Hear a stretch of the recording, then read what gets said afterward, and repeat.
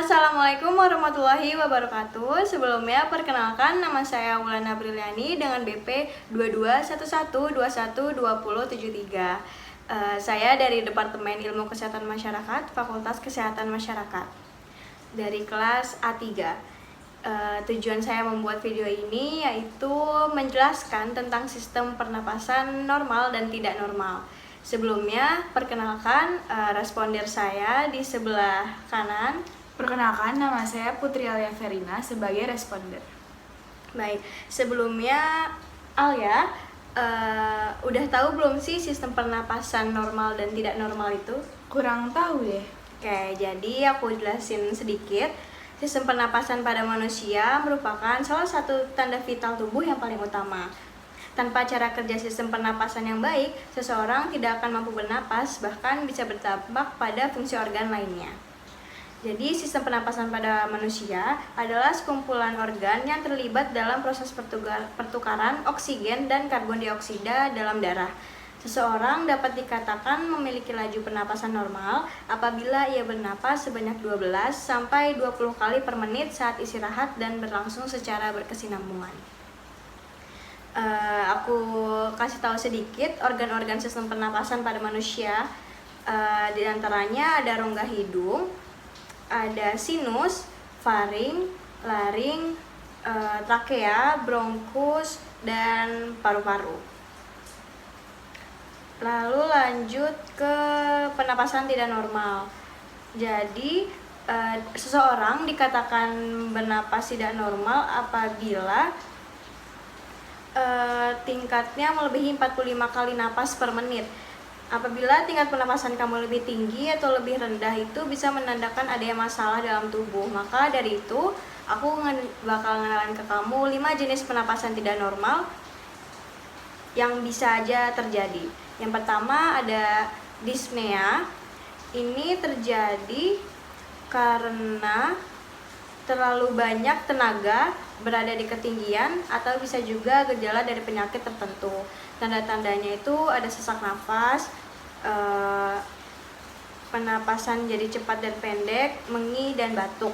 Jika dyspnea muncul tiba-tiba dan gejalanya parah, itu adalah tanda-tanda adanya masalah kesehatan serius. Penyebab dyspnea yang paling sering yaitu gagal jantung, asma, penyakit paru interstisial, pneumonia, dan masalah psikogenik yang umumnya berkaitan dengan kecemasan. Yang kedua ada bradypnea. Pada orang dewasa dengan bradypnea, tingkat pernapasan mereka bisa di bawah 12 napas per menit. Kondisi ini bisa menjadi tanda kondisi yang dapat mempengaruhi metabolisme atau masalah lainnya seperti sleep apnea, keracunan karbon monoksida, dan overdosis obat-obatan. Gejala bradypnea sendiri seperti mau pingsan, pusing, kelelahan, kebingungan, koordinasi tubuh yang buruk, nyeri dada, dan masalah memori. Bila tidak ditangani dengan benar, kemungkinan komplikasi yang dapat terjadi yaitu kekurangan darah dan asidosis respiratorik. Yang ketiga ada tachypnea.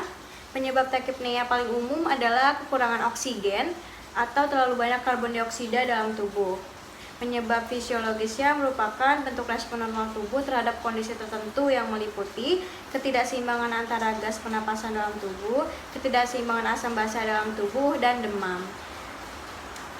Contohnya ada PPOK, asma, pneumonia, gagal jantung, anemia, hiperventilasi akibat rasa sakit atau kecemasan, ketoasidosis diabetik, dan lain-lain.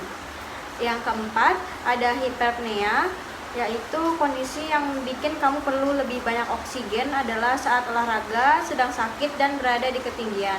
Meski tampak wajar, tapi hiperpnea juga bisa dikaitkan dengan penyakit seperti gagal jantung, sepsis, anemia, dan lain-lain. Yang kelima ada hiperventilasi, yaitu kalau kamu merasa napas pendek, cemas, atau merasa ingin pingsan, ini merupakan kondisi hiperventilasi. Hiperventilasi sendiri umumnya sering dialami pada usia 15 sampai 55 tahun dan bisa muncul akibat adanya gangguan kecemasan, serangan panik, asma, stres, cemas atau khawatir, olahraga berlebihan, emfisema atau penyakit paru lainnya.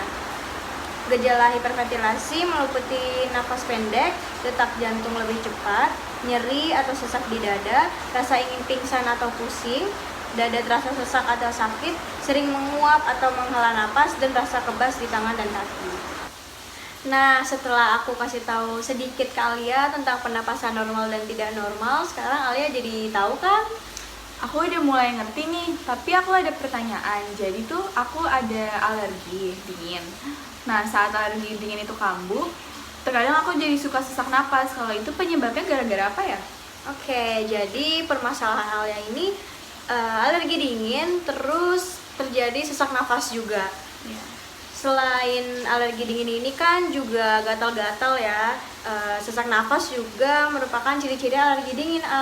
Kondisi ini kemungkinan terjadi ke kamu karena udara dingin yang masuk ke dalam kerongkongan memicu pelepasan histamin dan zat kimia lainnya dari sistem kekebalan tubuh. Menghirup udara dingin bisa membuat saluran napas atas menjadi kering.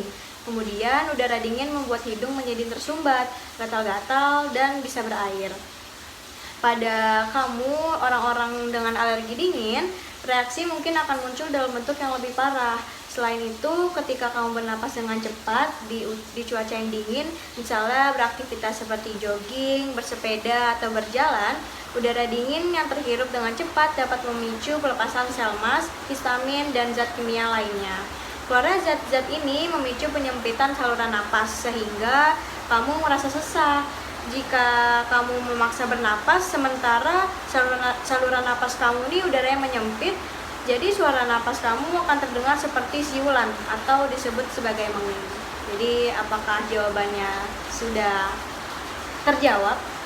Menurut aku cukup, Kak. Berarti penyebab aku sesak napas itu memang udara dinginnya sendiri ya, Kak? Iya, betul. Jadi selain karena alergi dingin ini gatal-gatal, jadi sesak nafas juga karena udara itu membuat penyempitan di paru-paru. Oke, sebelumnya aku ucapkan terima kasih kepada Alia sudah ingin diajak berbincang-bincang tentang kesehatan khususnya sistem pernapasan manusia. Aku tutupi di sini, kurang lebihnya mohon maaf. Terima kasih. Wassalamualaikum warahmatullahi wabarakatuh.